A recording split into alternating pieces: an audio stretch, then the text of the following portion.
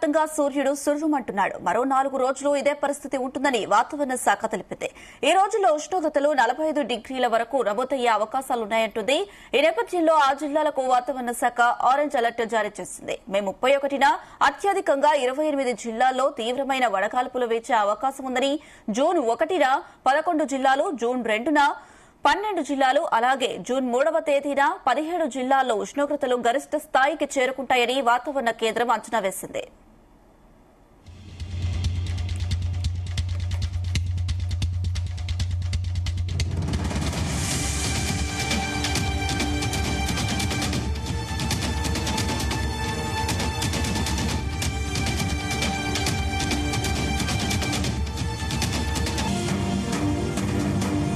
ఇదే అంశానికి సంబంధించి మరిన్ని అప్డేట్స్ మా ప్రతినిధి రాజు పటేల్ అందిస్తారు. రాజు పటేల్, గుడ్ మార్నింగ్ అనుష. తెలంగాణపై సూర్యుడి ప్రతాపం అయితే ఇంకా అదే విధంగా కంటిన్యూ అవుతూనే ఉంది.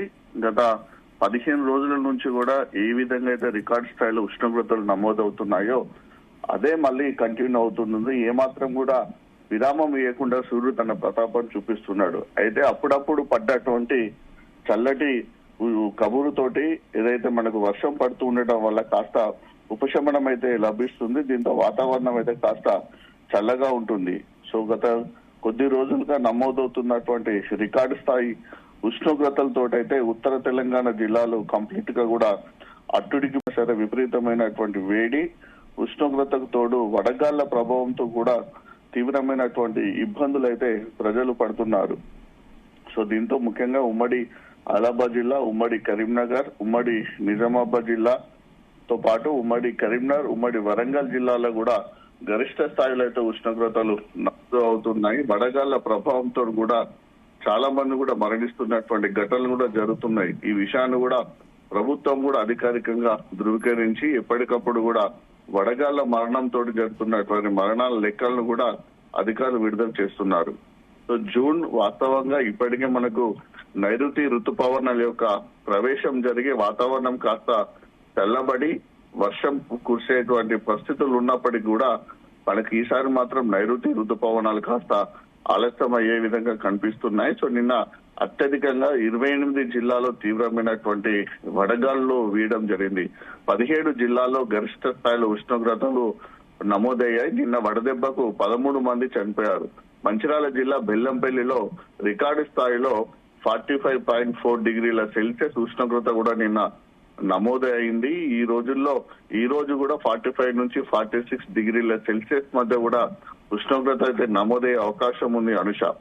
సో వాతావరణ శాఖ జారీ చేసినటువంటి ఆరెంజ్ అలర్ట్ కూడా 28 జిల్లాల్లో కంటిన్యూ అవుతుంది. జూన్ 1న 11 జిల్లాలు, జూన్ 2న 12 జిల్లాలు, అలాగే జూన్ 3వ తేదీన కూడా 17 జిల్లాల్లో ఉష్ణోగ్రతలు అయితే గరిష్ట స్థాయికి చేరుకుంటాయని కూడా హైదరాబాద్ వాతావరణ శాఖ తెలిపింది. రాబోయే రోజుల్లో గరిష్ట ఉష్ణోగ్రతలు సాధారణం కంటే ఎక్కువగా అంటే 41 నుంచి 44 డిగ్రీల సెల్సియస్ మధ్య కూడా నమోదయ్యే అవకాశం ఉంది. ఈ తీవ్రమైనటువంటి ఉష్ణోగ్రతలు వేడిగాళ్ల దృష్ట్యా రాష్ట్రంలోని పలు జిల్లాలకు కూడా ఆరెంజ్ అలర్ట్ జారీ చేయడం జరిగింది. ముఖ్యంగా వచ్చే 4 రోజుల్లో జిల్లాల వారీగా ఎండల ప్రభావం అయితే చాలా తీవ్రంగా ఉండే అవకాశం ఉంది. ఈ రోజు అత్యధికంగా 28 జిల్లాల్లో వడగాళ్లు వీచే అవకాశం ఉంది. సో ఇదే పరిస్థితి అయితే మనకు మరొక 4-5 రోజులు అయితే కంటిన్యూ అయ్యే అవకాశం ఉంది. సో నిన్న మంచిర్యాల జిల్లా బెల్లంపల్లిలో 45.4 డిగ్రీల రికార్డ్ స్థాయి ఉష్ణోగ్రత నమోదు కాగా దీంతో పాటు పెద్దపల్లి జిల్లా అంతర్గాములో 45.3, ములుగు జిల్లా మంగంపేటలో 45.2, నిర్మల్ జిల్లా మామడలో 45.2, కొమరంభీం ఆసిఫాబాద్ జిల్లా సిర్పూర్ టీలో 45 డిగ్రీల సెల్సియస్ చొప్పున కూడా నిన్న టెంపరేచర్ నమోదైంది. సో మధ్యాహ్న సమయంలో కూడా ఏదైతే గత కొద్ది రోజుల్లో కంటిన్యూ అవుతున్నటువంటి వడగాళ్ల ప్రభావం ఉంటుందో ఆ వడగాళ్ల ప్రభావం కూడా మధ్యాహ్నం సమయం నుంచి దాదాపు రాత్రి 7-8 వరకు కూడా కంటిన్యూ అవుతుంది. వడగాళ్ల ప్రభావంతో కూడా వడదెబ్బ సోకి కూడా ప్రజలు మరణిస్తున్నటువంటి ఘటనలు కూడా ఇంకా ప్రతిరోజు జరుగుతూనే ఉన్నాయి. సో ఇలాంటి పరిస్థితులలో అటు వైద్య నిపుణులు గాని ప్రభుత్వం అధికారులు అయితే ప్రజలు చాలా జాగ్రత్తగా ఉండాలని కూడా సలహాలు సూచనలు అందజేస్తున్నారు. సో వడగాళ్ల ప్రభావంతో వేడి తీవ్రతతో కూడా మధ్యాహ్నం సమయంలో నేషనల్ హైవేస్ కానీ స్టేట్ హైవేస్, జిల్లా కనెక్టివిటీ రోడ్లు అన్ని కూడా మధ్యాహ్న సమయంలో కర్ఫ్యూ వాతావరణం తలపిస్తూ నిర్మానుష్యంగా ఉంటున్నాయి. మధ్యాహ్న సమయంలో చాలా మంది కూడా బయటకు రావడానికి భయపడే పరిస్థితి అయితే నెలకొంది. ఉష్ణోగ్రతలతో పాటు వేడి గాలు తోడవడంతో సామాన్య ప్రజలు, ముఖ్యంగా వృద్ధులు, పిల్లలు, కార్మికులు అయితే తీవ్రమైనటువంటి ఇబ్బందులు పడుతున్నారు. ఇక మధ్యాహ్నం 11 o'clock నుంచి ఈవినింగ్ 4 o'clock వరకు కూడా తీవ్రమైనటువంటి వడగాల ప్రభావం ఎక్కువగా ఉంటుంది. సో వడదెబ్బ తగలకుండా తగినన్ని వాటర్ గానీ, ఓఆర్ఎస్ గానీ, మజ్జిగ, కొబ్బరి నీళ్లు వంటి లిక్విడ్ ఫ్రూట్స్ తీసుకోవాలని కూడా అటు వైద్య నిపుణులతో ప్రజలు సూచిస్తున్నారు. ప్రయాణాలు చేసేవారు కంపల్సరిగా కూడా టోపీలు ధరించడము, నెత్తికి రుమాల్ లాంటి కట్టుకోవడం లాంటి కూడా చేయడం వల్ల వడగాల ప్రభావం నుంచి ముందస్తుగా బయటపడే అవకాశం ఉంటుందని కూడా డాక్టర్లు అయితే సూచిస్తున్నారు.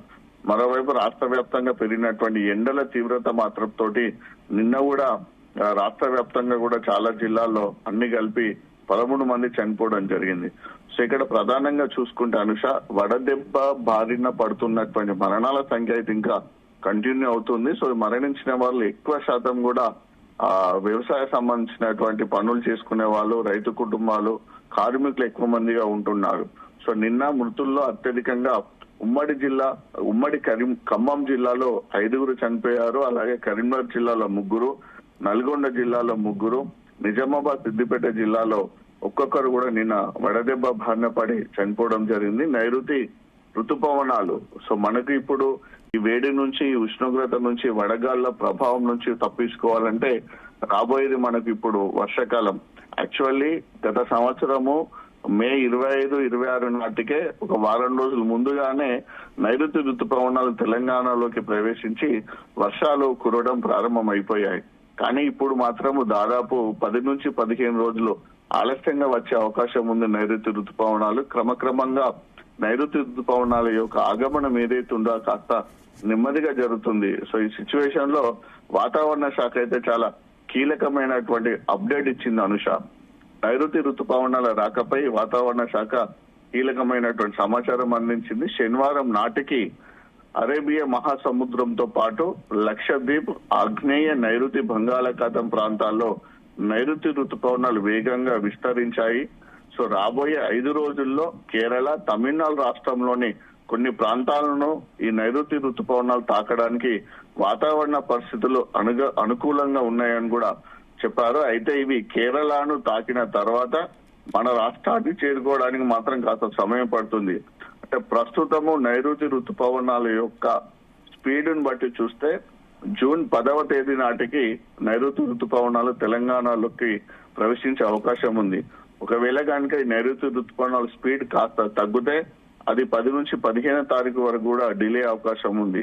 ఒకవేళ కనుక ఇంకా స్పీడ్ ఎక్కువైతే జూన్ 5 తేదీ నాటికి మాత్రమే నైరుతి ఋతుపవనాలు తెలంగాణలోకి ప్రవేశించి వర్షాలు కురిసే అవకాశం ఉందని కూడా వాతావరణ శాఖ అధికారులు అయితే చాలా స్పష్టంగా చెప్తున్నారు. అప్పటి వరకు కూడా నైరుతి ఋతుపవనాలు తెలంగాణలోకి ప్రవేశించి వర్షాలు కురిసేంత వరకు కూడా ఈ ఎండల తీవ్రత, ఉక్కపోత భరించక తప్పదని, కాబట్టి ప్రజలంతా కూడా స్వీయ జాగ్రత్తలు పాటించాలని కూడా నిపుణులు అయితే హెచ్చరిస్తున్నారు.